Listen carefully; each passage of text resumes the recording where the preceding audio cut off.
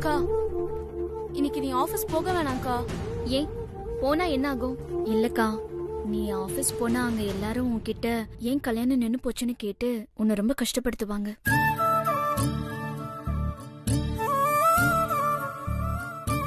எல்லாருக்கும் உன்னால பதில் சொல்ல முடியாதுல்ல. பேசாம நீ வீட்லயே இரு. என்ன பொறுத்த வரைக்கும் நேத்து நடந்தது ஒரு கெட்ட சம்பவம், அவ்வளவுதான். அது நேத்தோடயே முடிஞ்சு போச்சு. அதையே நினைச்சுக்கிட்டு இப்படி வீட்டுக்குள்ளேயே ஹவுஸ் அரெஸ்ட் மாதிரி அடைஞ்சுக்கிட்டு நம்மள நாமளே ஏன் தண்டிச்சுக்கணும்? நாம என்ன தப்பு பண்ணிட்டோம்? உங்க எல்லாரையும் நான் கெஞ்சி கேட்டுக்கிறேன். நடந்ததெல்லாம் மறந்துட்டு என்ன மாதிரி நீங்களும் எப்பவும் போல சகஜமா வெளியே வாங்க போங்க. வெளியில யாராவது உங்களை வேலை மெனக்கட்டு கூப்பிட்டு கல்யாணத்தை பத்தி விசாரிச்சா அவங்க கிட்ட கோவமும் படாதீங்க, எரிச்சலும் படாதீங்க. அதே நேரம் அவங்கள பார்த்து பயந்து ஓடி போகாதீங்க. நடந்தத அவங்களுக்கு புரியுற மாதிரி எடுத்து விளக்கி சொல்லுங்க. கொஞ்ச நாளைக்கு அப்படியே பொறுமையா கேட்பாங்க. அப்புறம் கேக்குறதே தானே கேட்டுட்டு இருப்பாங்க. அப்புறம் ஒரு கட்டத்துக்கு அப்புறம் அவங்களுக்கே போர் அடிச்சு அவங்க வேலைய பார்க்க ஆரம்பிச்சிருவாங்க.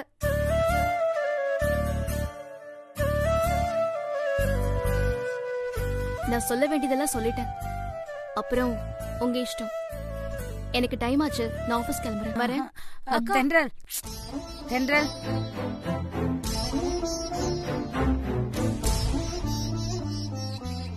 தென்றல் சொல்ற பேச்ச கேளு. இது பாருடி, 4 பேர் 4 விதமா பேசுவாங்க, சொன்னா கேளு. பேச்ச மதிக்க மாட்டல்ல?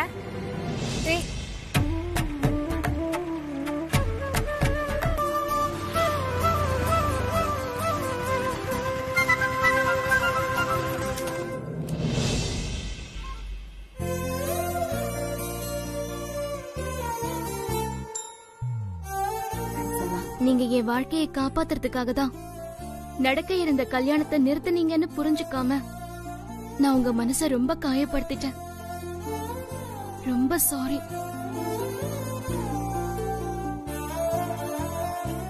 நான் இவ்ளோ நாள் உங்களை புரிஞ்சுக்காம உங்க மனச காயப்படுத்திருந்தா கூட நீங்க அதையெல்லாம் மனசுல வச்சுக்காம கஷ்டப்பட்டு போராடி இந்த கல்யாணத்தை நிறுத்திருக்கீங்க.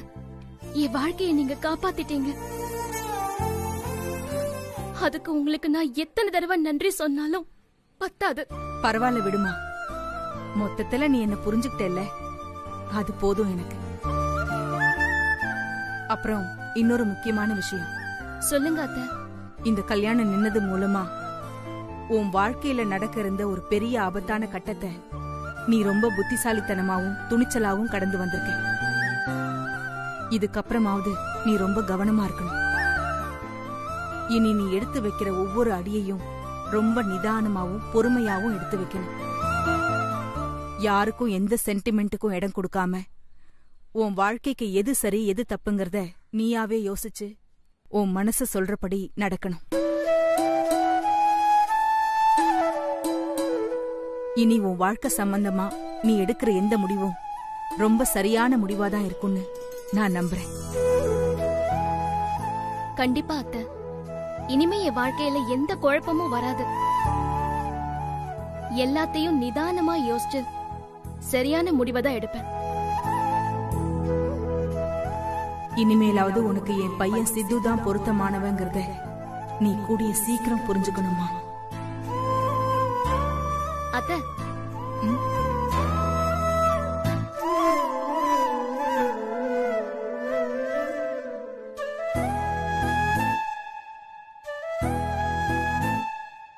அத்தை நீங்க வாங்க. நான் இப்ப ஆபீஸ்க்கு தான் போறேன். நீங்க வீட்டுக்கு தானே போறீங்க? உங்களை நான் டிராப் பண்ணிட்டு போறேன். இல்லம்மா, நான் காய்கறிலாம் வாங்கிட்டு போகணும். நான் ஆட்டோல போய்க்கிறேன், நீ கிளம்பு. சரிங்க. சரிம்மா.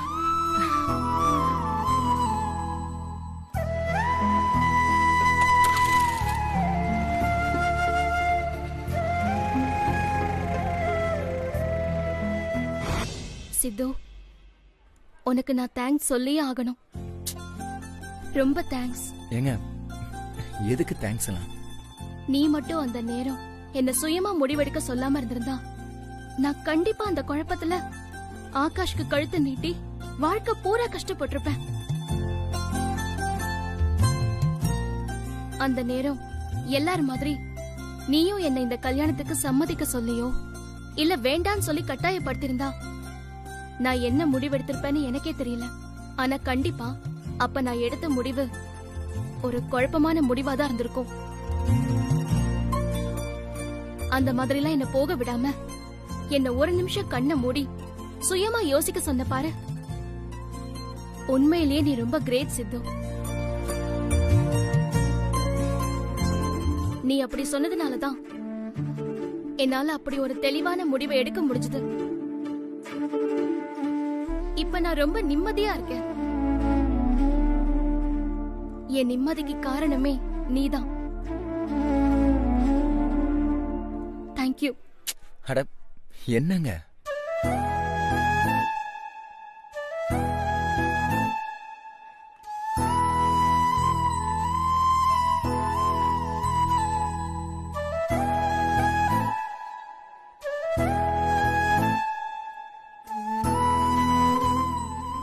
என்ன மச்சான் இன்னும் ஏன் சைலண்டாவே இருக்க? அதான் அவன் தெளிவா சொல்லிட்டாலே, நீ கொடுத்த ஐடியாவால தான் அவன் வாழ்க்கையை காப்பாத்தப்பட்டிருக்குன்னு. அத நினைச்சு சந்தோஷப்படுறா. டேய் நீ வேற, கல்யாணம் ஸ்டாப் பண்ணதை நினைச்சு ஏற்கனவே அவங்க ரொம்ப டிஸ்டர்பா இருக்காங்க. அதை நம்ம கிட்ட வெளிக்காட்டிக்காம சும்மா இப்படி எல்லாம் பேசிட்டு போறாங்க. என்ன மேக்னா இவன் இவன் இப்பவும் பழைய மாதிரியே பேசிக்கிட்டு இருக்கான். இந்த பாரு மச்சான், இந்த கல்யாணம் ஸ்டாப் ஆனதுனால தென்றல் தான் தப்பிச்சிட்டோம்னு நினைச்சு உண்மையிலேயே இப்பதான் சந்தோஷமா இருக்கா.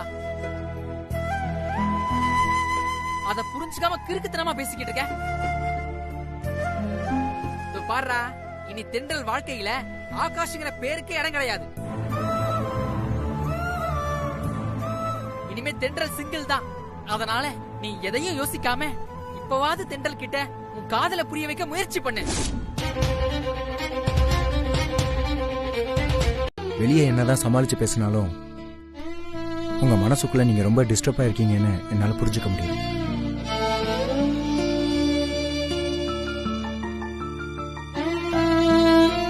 உங்களுக்கு அப்படி என்னங்க டிஸ்டர்பன்ஸ்?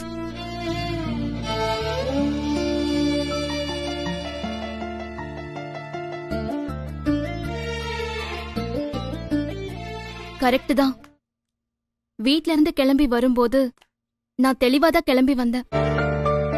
ஆனா இங்க வந்ததும் எஃப்எம் ஆபீஸ கூட்டி பெருக்கிற யசோதா அம்மா கல்யாணம் நின்னு போனதை பத்தி கேட்டாங்க. அதான் கொஞ்சம் டிஸ்டர்ப் ஆயிட்டேன். ஏங்க அவங்க கேட்டதுக்கு இல்லாம டிஸ்டர்ப் ஆவீங்க? அதெல்லாம் நீங்க பெருசா எடுத்துக்காதீங்க. ஆமா சித்து, அவங்க என் மேல அக்கறைப்பட்டுதான் விசாரிச்சாங்க. அவங்க பொண்ணுக்கும் எனக்கு நடந்த மாதிரியே 6 வருஷத்துக்கு முன்னாடி மணமேடை வரைக்கும் வந்துட்டு கல்யாணம் நின்னு போச்சாம். அதுக்கப்புறம் இருந்து இப்ப வரைக்கும் அந்த பொண்ணுக்கு கல்யாணமே ஆகலையாம். அத நினைச்சு நினைச்சு அவங்க ஹஸ்பண்டும் உடம்பு சரியில்லாம படுத்த படுக்கையா ஆயிட்டாராம். அந்த வீட்ல இப்ப நிம்மதியே இல்லையாமா. இதெல்லாம் கேட்டுதான் நான் கொஞ்சம் டிஸ்டர்ப் ஆயிட்டேன். இப்போ இப்படி ஒரு சூழ்நிலையில எப்படி என்னால ஷோ பண்ண முடியும்?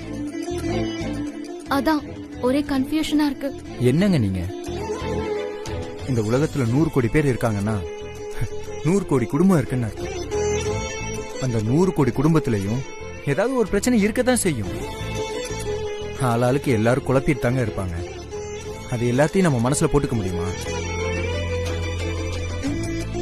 நான் இப்பவும் சொல்றேன், நீங்க மண்டபத்தில் எடுத்த முடிவு ரொம்ப சரியான முடிவு. ஏன்னா அது யாரும் அடுத்தவங்க சொன்ன முடிவு இல்ல, நீங்க மட்டும் சுயமா யோசிச்ச முடிவு, உங்க மனசாட்சி படி எடுத்த முடிவு. உங்க மனசாட்சியே சொன்னதுக்கு அப்புறம் அடுத்தவங்க பேச்செல்லாம் கேட்டு நீங்க ஏங்க கன்ஃபியூஸ் ஆகுறீங்க? நீங்க பண்ற ப்ரோக்ராம் மூலமா எத்தனையோ பேரை நீங்க மோட்டிவேட் பண்ணிருக்கீங்க. இப்ப நீங்களே இப்படி கன்ஃபியூஸ் ஆகலாமா? சூடு ஆடுறதுக்கு முன்னாடி காஃபியை குடிச்சிட்டு எந்த குழப்பமும் இல்லாம ரிலாக்ஸா போய் ஷோவை ஆரம்பிங்க. இந்த ஷோல வர்ற நேயர்கள் கூட மேரேஜ்ல நீங்க எடுத்த முடிவை பாராட்ட தான் செய்ய போறாங்க. நிஜமாவா? எனக்கு அப்படிதாங்க தோணுது.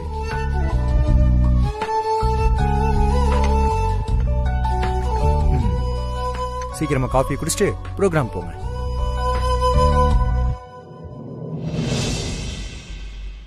என்னங்க பாக்குறீங்க? அட எடுத்துக்கோங்க.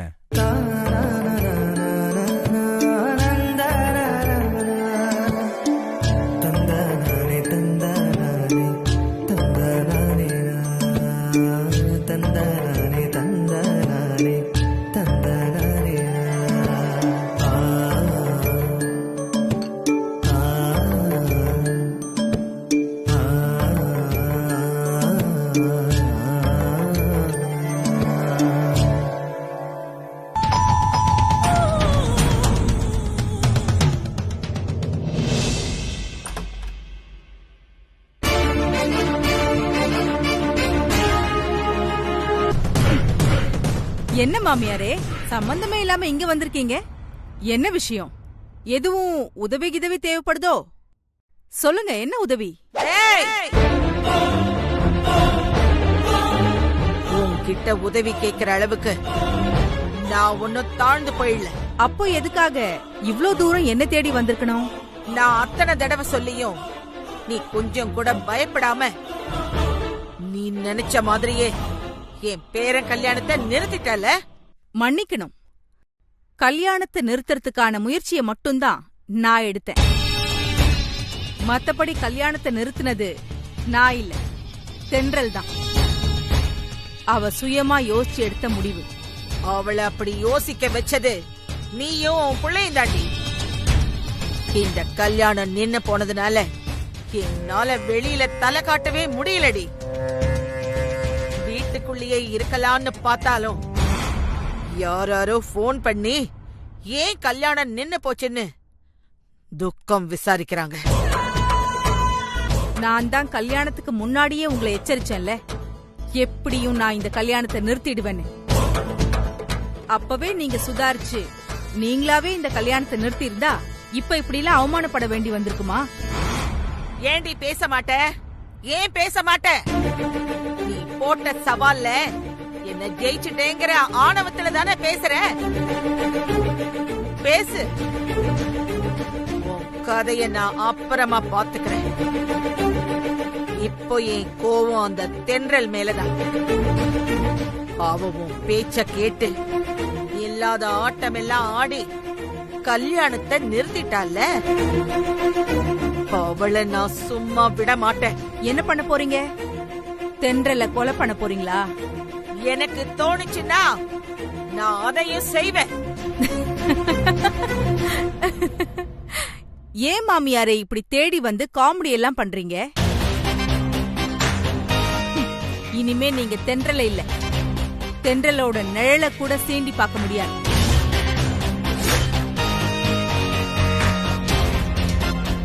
கல்யாண மண்டபத்திலேயே பாத்தீங்கல்ல, அத்தனை பேருக்கு முன்னாடி தென்றல் உங்களை எப்படி வாங்குன்னு வாங்கினாங்க. அந்த நிமிஷம் அவளை பார்க்கும்போது எனக்கு என்ன பார்த்த மாதிரியே இருந்துச்சு. தென்றலுக்கு வந்த இந்த தெளிவு 25 வருஷத்துக்கு முன்னாடி நீங்க என்ன உங்க வீட்டு மருமகளாக்கும் போது எனக்கு வந்திருந்தா இப்ப உங்க கதையே மாறி இருக்கு. மிஸ் பண்ணிட்டேன். ஆனாலும் ஒன்னும் பிரச்சனை இல்ல. எனக்கு பதிலாதான் தென்றல் உங்களை மொத்தமா பழி வாங்கிட்டாளே, அது போதும் எனக்கு.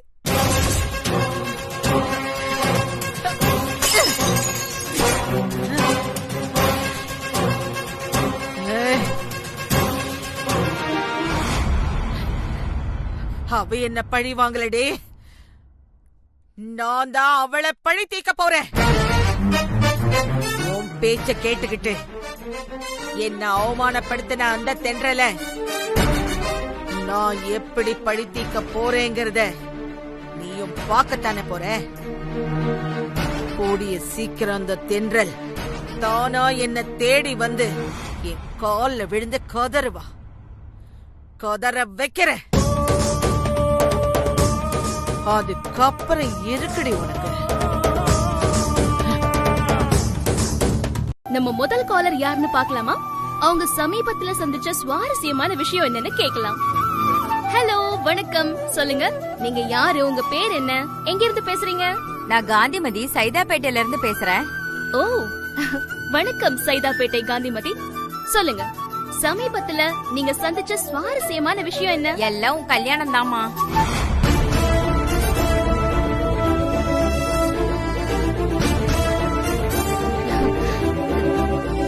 சொல்லுங்க காந்திமதி, என் கல்யாணத்துக்கு நீங்க வந்திருந்தீங்களா? இல்லம்மா, நான் உன் கல்யாணத்துக்குலாம் வரல. ஆனா உன் கல்யாணத்தை தான் டிவில காட்டினாங்களே.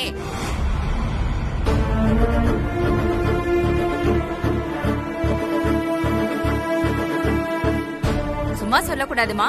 உன்ன மாதிரி துணிச்சலான பொண்ணை நான் பார்த்ததே இல்லம்மா.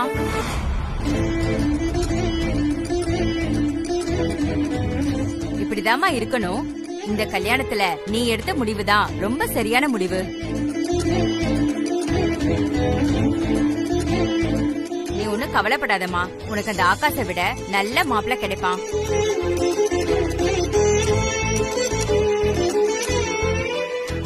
சரிங்கம்மா, உங்க கருத்துக்கு நன்றி. ஓகே, அடுத்த காலர் இருக்காங்க, அவங்க கிட்ட நம்ம பேசலாமா? ஹலோ, சொல்லுங்க.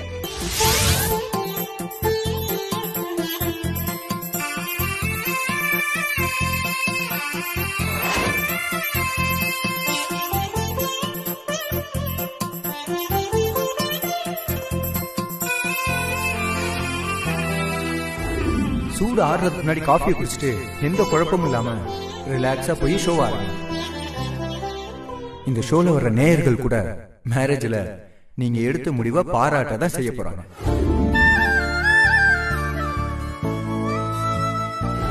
தென்றல், நீங்க இந்த கல்யாணத்துல எடுத்த முடிவு சரியான முடிவு. கண்ணு, அந்த திமிரு பிடிச்ச ஆண்டால ஒரு வழி பண்ணிட்டியே. அப்படிதாம்மா இருக்கணும்.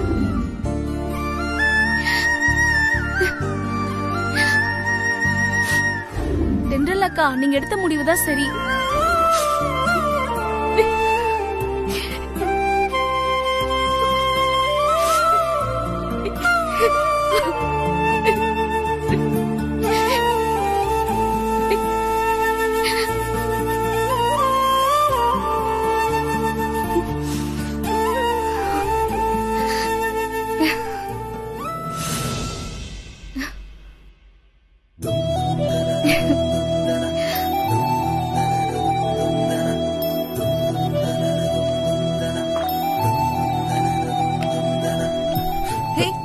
சூப்பர் தென்றல், செமையா ஹவுஸ் பண்ணிட்ட. இன்னைக்கு நேர்கள் எல்லாருமே உனக்கு பயங்கரமா பாராட்டி தள்ளிட்டாங்க. நைஸ். இன்னைக்கு ப்ரோக்ராம்ல மேரேஜ்ல நடந்தத பத்தி காலர்ஸ்லாம் என்ன சொல்லுவாங்க, ஏது சொல்லுவாங்கன்னு ஒரு மாதிரி குழப்பத்தோட தான் ஷோவை ஆரம்பிச்சேன்.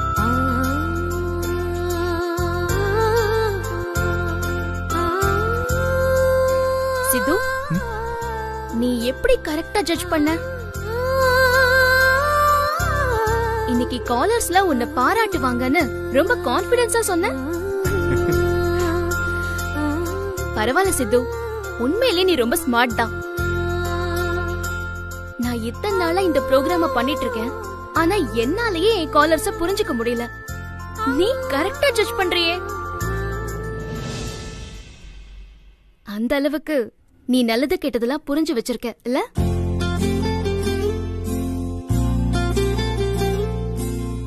மச்சான், அவ உன்னை நல்லாதான் புரிஞ்சு வச்சிருக்கா. ஆனா நீதான் அவளை சரியா புரிஞ்சுக்காம இருக்க. சரி, நான் போய் ஜிஎம் பாத்துட்டு வந்துடுறேன். இப்பதான் தென்றல பார்க்க சந்தோஷமா இருக்கு.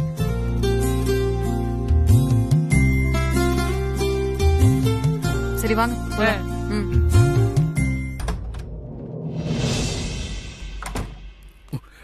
தென்றல், வாங்க ஆகாஷ், சொல்லுங்க என்ன விஷயம்? இல்ல இவ்வளவு தூரம் வந்திருக்கீங்களே, அதான் ஏதாவது முக்கியமான விஷயமான்னு கேட்டேன். இல்ல தென்றல், நடந்ததுக்கெல்லாம் உங்ககிட்ட மன்னிப்பு கேட்கலான்னு வந்திருக்கேன். மன்னிப்பா?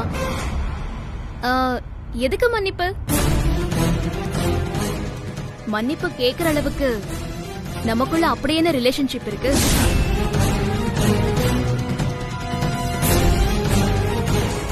அதான் நேத்தே எல்லாம் முடிஞ்சு போச்சே. இனிமே நமக்குள்ள என்ன இருக்கு ஆகாஷ்? ஒண்ணுமே இல்லை. இனிமே நான் உங்களுக்கு 3வது மனுஷிதான். அதே மாதிரி நீங்களும் எனக்கு 3வது மனுஷன். அவ்வளவுதான். அதுக்குள்ள நான் உனக்கு 3வது மனுஷன் ஆயிட்டேனா? ஆமா. சாரதா அத்தை உங்க பாட்டிய பத்தி எல்லா விஷயமும் சொன்னதுக்கு அப்புறமும் மனசாட்சியே இல்லாம உங்க பாட்டி என் அப்பாவை கை நீட்டி அடிச்சிருக்காங்கன்னு தெரிஞ்சதுக்கு அப்புறமாவும் நான் என் தன்மானத்தை விட்டு இப்பவாவது உங்க பாட்டிய மறந்துட்டு என் கூட வர முடியுமா நான் கேட்டேன். வந்தீங்களா? இல்ல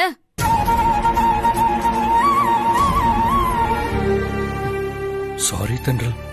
அப்ப நீங்க என் கூட கிளம்பி வந்திருந்தா எனக்கு உங்க மேல நம்பிக்கை வந்திருக்கும். ஆனா அப்பவும் நீங்க உங்க பாட்டி பின்னாடி தான் நின்னீங்க. சாரி. இப்ப எந்த மூஞ்சியை வச்சுக்கிட்டு என்கிட்ட மன்னிப்பு கேட்க வந்திருக்கீங்க? சாரி தென்றல். நீங்க மன்னிப்பு கேட்டா நான் உடனே எல்லாத்தையுமே மறந்துட்டு உங்களை ஏத்துக்கணுமா? என்ன அந்த அளவுக்கு பைத்தியக்காரி அப்படி நினைச்சீங்களா?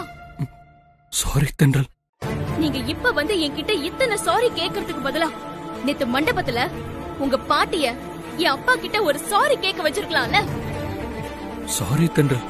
போதுங்க. திரும்ப திரும்ப நீங்க சாரி சொல்லிட்டு இருந்தா என் மனசு என்ன இறங்கிடுமா? நீங்க இன்னும் எத்தனை முறை என்கிட்ட வந்து சாரி கேட்டாலும் சரி, என் முடிவுல இருந்து எந்த மாற்றமும் இல்ல.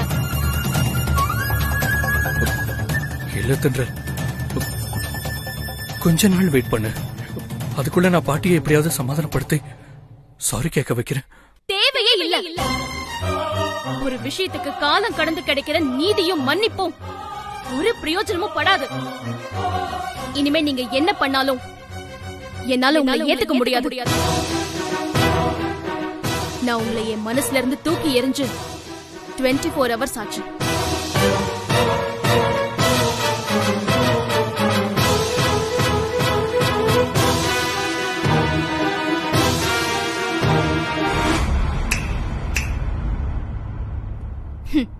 திரும்பவும் சொல்றேன், இனிமே நீங்க யாரோ நான் யாரோ உங்களுக்கும் எனக்கும் எந்த சம்பந்தமும் இல்ல. இனிமே தேவையில்லாம என்ன அங்க சந்திக்கிறேன் இங்க சந்திக்கிறேன்னு எப்பவும் எங்கேயும் வந்துடாதீங்க. அசிங்கப்பட்டுடுவீங்க.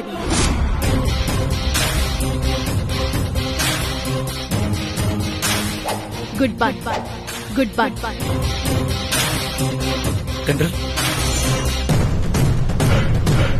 தென்றல் கிட்ட மன்னிப்பு கேட்டு அவளை சமாதானப்படுத்துறதுக்கு தான் வந்தேன். ஆனா அவ இனிமே என்ன ஏத்துக்கவே முடியாதுன்னு மூஞ்சில் அடிச்ச மாதிரி சொல்லிட்டு போயிட்டா. நீயாவது எனக்காக தென்றல் கிட்ட பேசுறியா சித்து?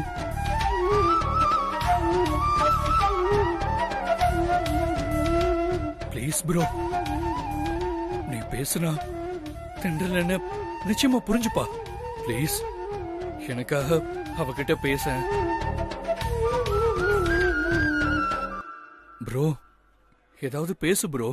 என்ன பேச சொல்றீங்க?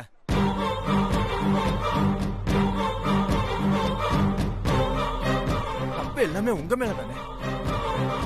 கல்யாண மண்டபத்துல அத்தனை பேருக்கு முன்னாடி நீங்க உங்க பாட்டிக்கு சப்போர்ட் பண்ணிட்டு தென்றலை விட்டுருக்க கூடாது. ஆனா விட்டு கொடுத்துட்டீங்களே. இதுக்கு மேல தென்றல் கிட்ட உங்களை பத்தி என்ன சொல்லி சமாதானப்படுத்துறது?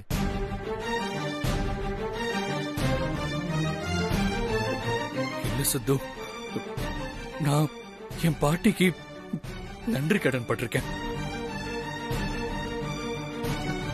அதனாலதான். போதும், நிறுத்துங்க. என்னமோ பெருசா நன்றி கடன் நன்றி கடன். இந்த வார்த்தை இன்னொரு தடவை தயவு செய்து சொல்லாதீங்க. எனக்கு செம்ம கோபம் வருது. தென்றல் உங்க மேல எவ்வளவு நம்பிக்கை வச்சிருந்தாங்க. அத்தனை பேர் முன்னாடி அவங்க நம்பிக்கை மொத்தத்தையும் சுக்கு நூறா உடைச்சு நொறுக்கிட்டீங்க. இன்னும் உங்க பாட்டிக்கு நன்றி கடன் பட்டிருக்கேன். அதனாலதான் அங்க தென்றலுக்கு சப்போர்ட் பண்ண முடியலன்னு சொல்லிட்டு இருக்கீங்க. அந்த நேரத்துல மண்டபத்துல நீங்க உங்க பாட்டிக்கு நன்றி கடன் பட்டதெல்லாம் யோசிச்சிருக்க கூடாது. உங்களையே நம்பி வந்தாங்கல்ல தென்றல், அவங்களுக்கு நம்பிக்கை துரோகம் செஞ்சிடக்கூடாது தான் யோசிச்சிருக்கோம். ஆனா நீங்க அப்படி யோசிக்கலையே. அப்ப அப்படி யோசிக்காம விட்டது எவ்வளவு பெரிய தப்புன்னு இன்னுமா உங்களுக்கு புரியல?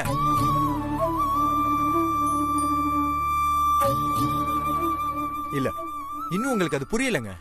புரிஞ்சிருந்தா நீங்க இன்னும் உங்க பாட்டியோட நன்றி கடன் பத்தியே பேசியிருக்க மாட்டீங்க. இல்ல அது வந்து வேண்டாம் ஆகாஷ், நீங்க பண்ணது தப்புன்னு உங்களுக்கு புரிஞ்சாலும் நோ யூஸ். நீங்க என்கிட்ட பழகுன வரைக்கும் நான் உங்களை என்னோட பெஸ்ட் ஃப்ரெண்டா தான் நினைச்சிட்டு இருந்தேன். ஆனா எப்ப நீங்க மண்டபத்துல அத்தனை பேருக்கு முன்னாடி தென்றலை விட்டு கொடுத்து உங்க பாட்டிக்கு சப்போர்ட் பண்ணி பேசுனீங்களோ, அப்பவே தென்றல் மட்டும் இல்ல, நானும் உங்களை சுத்தமா வெறுக்க ஆரம்பிச்சிட்டேன். இனிமே எனக்கும் நீங்க வேற யாரோ. உங்களுக்காக சப்போர்ட் பண்ணி தென்றல் கிட்ட போய் என்னால எதுவும் பேச முடியாது. தயவுசெய்து என்ன தொந்தரவு பண்ணிட்டு இருக்காங்க.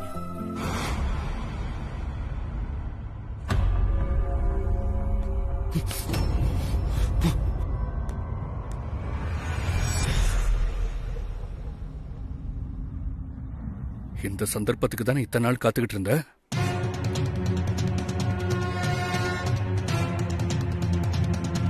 என்ன உன்ன போய் இத்தனை நாளா ரொம்ப டீசென்டானவன் ஜென்டில்மேன் நடிச்சிட்டு இருந்த பாரு.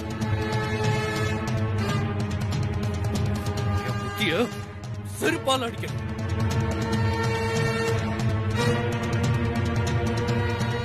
ஹலோ, நீங்க என்ன சொல்ல வரீங்கன்னு எனக்கு புரியல. என்ன புரியல? எனக்கு நிச்சயமானவனு தெரிஞ்சும் மனசாட்சியே இல்லாம தென்றல காதலிச்சவன் தானே நீ. உன்னோட கேவலமான காதலாசை நிறைவேறதுக்கு எனக்கும் தென்றலுக்கும் எப்படா இப்படி ஒரு விரிசல் உண்டாகும்னு நாள் காத்துட்டு இருந்தவன் தானே நீ. ஏய், என்ன சொன்ன? செய்யறதெல்லாம் செஞ்சுட்டு ஏன் மேலே கை வைக்கிறியா? ஏய் ஏய் ஆகாஷ், கையெடுக்க ஆகாஷ். இனிமே உங்களுக்கு மரியாதை அவ்வளவுதான். தேவையில்லாம தப்பு தப்பா பேசிட்டு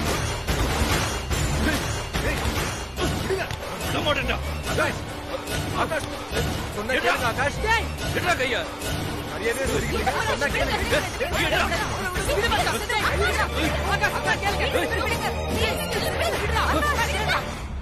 நான் உங்களை அப்பவே போக சொல்லிட்டேன்ல, பின்ன ஏன் இங்க நின்னு பிரச்சனை பண்ணிட்டு இருக்கீங்க?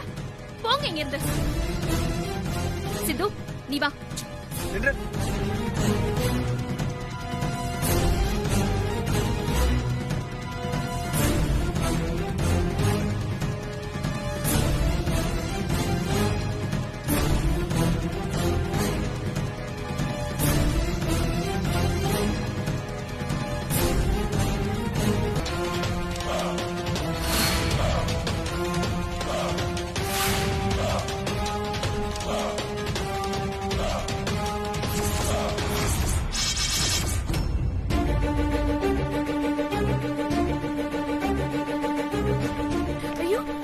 வேண்டாம் தென்றல்,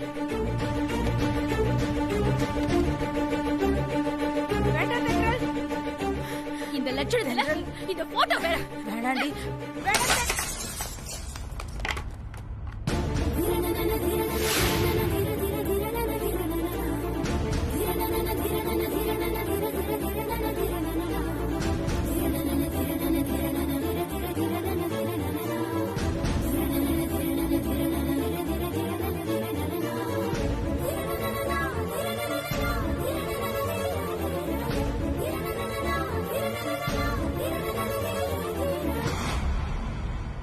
இப்போ உனக்கு திருப்தியாமா? இனி உனக்கு நிம்மதியா தூக்கம் வருமே. நீ ஏன் தான் இப்படி எல்லாம் இருக்கியோ?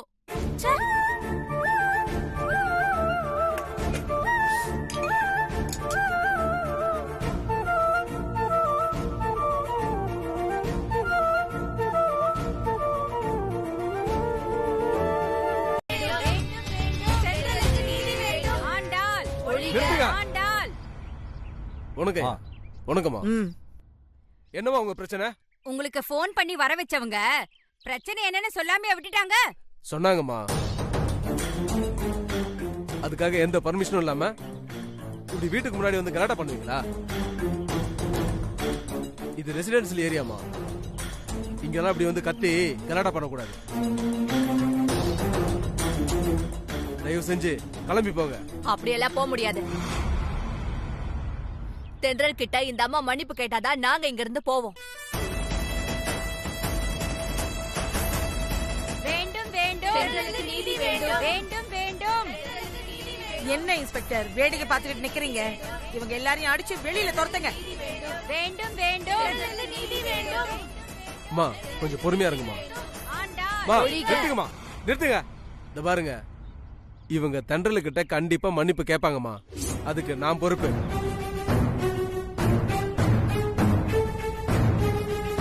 இப்ப தயவு செஞ்சு பிரச்சனை பண்ணாம போங்க.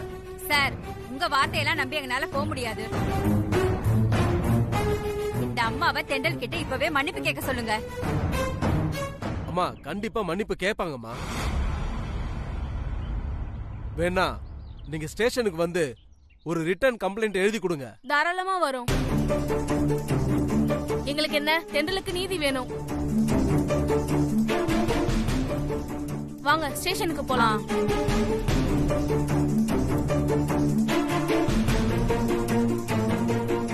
அம்மா இப்போதைக்கு ஒரு ஃபார்மாலிட்டிக்கு தான் இவங்க கிட்ட ஒரு கம்ப்ளைண்ட் கேட்டிருக்கேன். மத்தபடி இன்னும் இந்த பிரச்சனை முடிவுக்கு வரலமா. இந்த மாதிரி மாதர் சங்கம், மகளிர் சங்கம்னு சொல்லிக்கிட்டு டெய்லி யாராவது வந்து உங்ககிட்ட பிரச்சனை பண்ணிக்கிட்டு தான் இருப்பாங்க. நாங்களும் அடிக்கடி வந்து சமரசம் பண்ண முடியாதுமா. ஏன்னா இவங்க கிட்ட எல்லாம் வச்சுக்கிட்டோம்னா எங்க வேலைக்கு பிரச்சனை வந்துருமா. நீங்க அந்த தென்றல் கிட்ட மன்னிப்பு கேட்டு சீக்கிரம் இந்த பிரச்சனைக்கு ஒரு முடிவு கொண்டு வாங்கம்மா.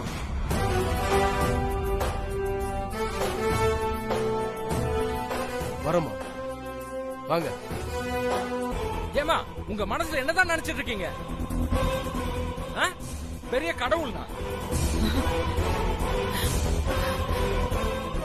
ஏன் முன்னாடி என் பொண்ணை மிரட்டிட்டு இருக்கீங்க? என்ன கேட்க ஆள்ல நினைச்சீங்களோ? என்ன சண்முகம், புதுசா வார்த்தையெல்லாம் தடிக்குது. இத பாருங்கம்மா, இதுக்கு முன்னாடி நீங்க எனக்கு சம்மதியா இருந்தீங்க, அதனால உங்களுக்கு மரியாதை கொடுத்தேன். ஆனா எப்போ என் பொண்ணு உங்க பேரனை உங்க குடும்பத்தையும் வேணான்னு தூக்கி வீசிட்டாலோ அப்பவே நீங்க எனக்கு யாரும் ஆயிட்டீங்க. உங்க வயசுக்காவது மரியாதை கொடுக்கலான்னு பார்த்தா அதுக்கும் நீங்க தகுதியானவங்க இல்லையே. ஏன்னா மரியாதை கொடுக்கற அளவுக்கு உங்ககிட்ட ஒரு நல்ல குணமே இல்லையே.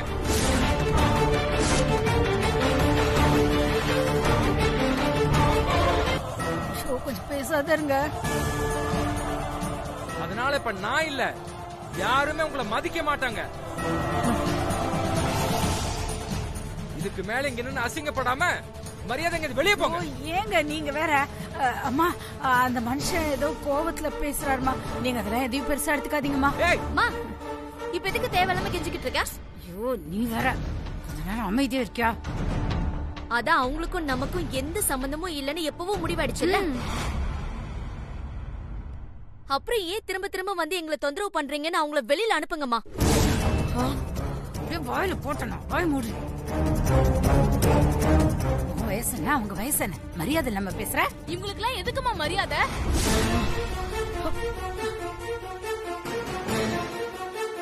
மரியாதை கொடுக்கற அளவுக்கு இவங்களுக்கு என்ன அப்படி தகுதி இருக்கு? ஐயோ பூர்ணி, என்னடி ஆள் ஆளுக்கு பேசுறீங்க, கொஞ்சம் பேசாம இருக்கீங்களா? மா, முதல்ல அவங்களை இங்க இருந்து போக சொல்லுமா. உங்களை பார்த்தால எனக்கு பயமா இருக்கு. ஐயோ, இன்னும் ஏன் இங்கேயே நின்னுட்டு இருக்கீங்க? கிளம்புங்க இங்க இருந்து. கிளம்புங்கன்னு சொன்னது உங்க காதுல விழலையா? உங்களதான் சொல்றோம், இங்க இருந்து முதல்ல கிளம்புங்க. ஆண்டா, இப்ப என்ன விஷயமா திடீர்னு லாயர் வர சொல்லிருக்க? அந்த தென்றல் மேலையும் அவ குடும்பத்து மேலையும் கேஸ் போட போறேன்.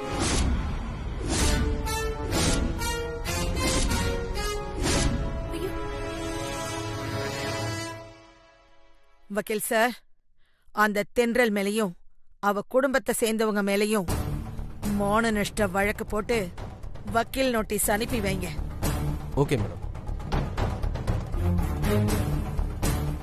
இந்த கல்யாணத்துக்கு நான் பல லட்சம் ரூபாய் செலவு பண்ணியிருக்கேன். பணம் வீணானது மட்டும் இல்லாம அந்த தென்றலால என் மானமும் போயிடுச்சு. அத நினைச்சு நான் ரொம்ப மன உளைச்சலுக்கு ஆளாயிட்டேன்.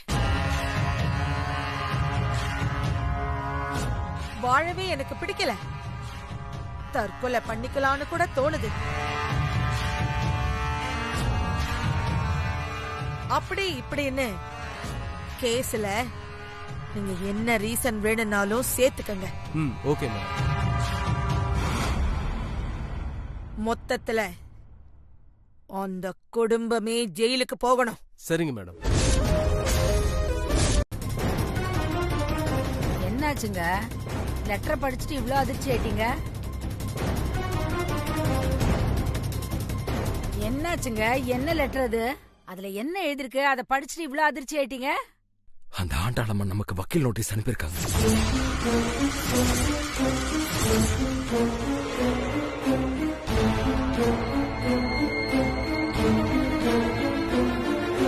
அவங்க பேரன் கல்யாணம் நின்னதுக்கு நம்ம தென்றல் தான் காரணம்னு தென்றல் மேலேயும் நம்ம மேலேயும் மான நஷ்ட வழக்கு போட்டிருக்காங்க.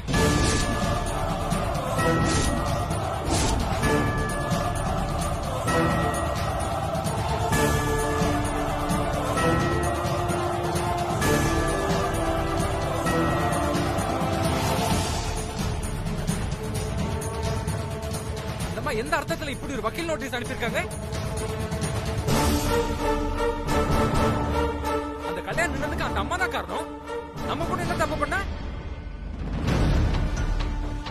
எதுக்கு தேவையில்லாம அபாண்டமா இப்படி கேஸ ஃபைல் பண்ணி நமக்கு வக்கீல் நோட்டீஸ் அனுப்பியிருக்காங்க? பணம் இருக்கிற திமிர்ல ஓவர் ஆட்டம் காட்டிட்டு இருக்காங்க போல இருக்கு. கொஞ்சம் வாயை மூடுறீங்களா? கோவப்பட்டு தான் உங்க பொண்ணு கிடைச்ச வாழ்க்கையை இழந்துட்டு இப்ப அம்போன்னு நின்னுட்டு இருக்கா. நீங்களும் அதை கை தட்டி ரசிச்சுக்கிட்டு இருக்கீங்க. பாத்தீங்களா? இப்ப அந்த அம்மா வக்கீல் நோட்டீஸ் அனுப்பியிருக்காங்களே.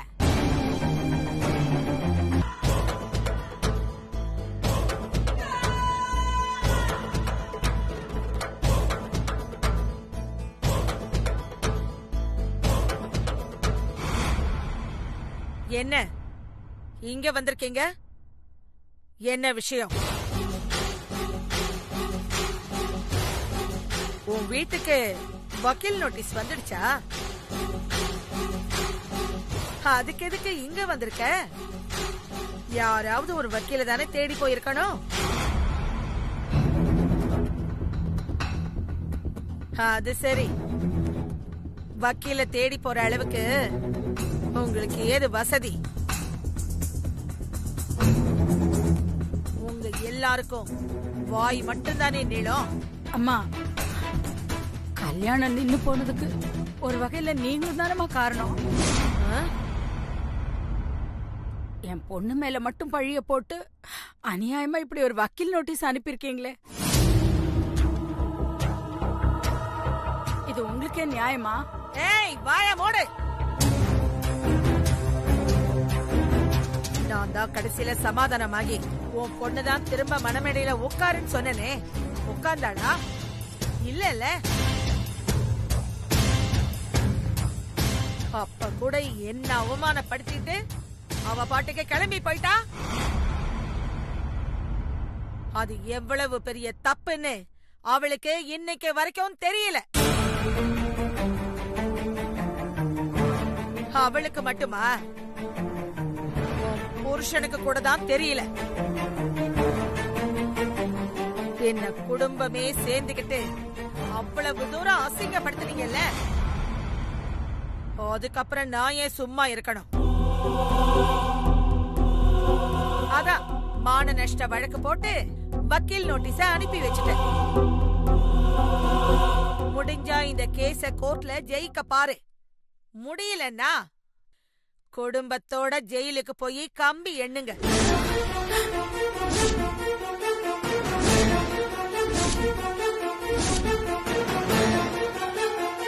ஆண்டாள், ஏன் இவ்வளவு பிடிவாதம் முடிக்கிறார்? அதான் தென்றல் சார்பா லட்சுமி அம்மாவே மன்னிப்பு கேக்குறாங்கல்ல, அப்புறம் என்ன? தயவு செஞ்சு அந்த கேஸை நீ வாபஸ் வாங்கிடுமா? அம்மா, கேஸ வாபஸ் வாங்கிடுங்கம்மா. அவங்கள பார்த்தா ரொம்ப பாவமா இருக்கத்த. நான் வேணா தென்றல் சார்பா உங்க கால்ல விழுந்து மன்னிப்பு கேக்குறத. ஐயோ போட இங்க இருந்து. எதிரிமா எதிரி. நீ ஒரு ஒண்ணு இல்லாதவ, இந்த குடும்பமும் ஒரு ஒண்ணு இல்லாத குடும்பம். இந்த குடும்பத்துக்கு நீ சப்போர்ட்டா? யார் மன்னிப்பு கேட்டாலும் என்னால அதை ஏத்துக்க முடியாது.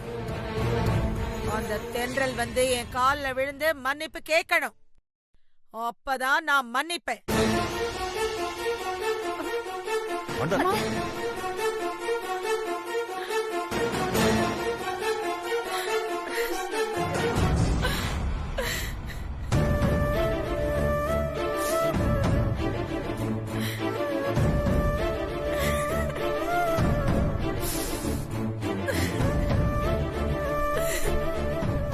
என்னங்க இப்படி சொல்லிட்டு போற?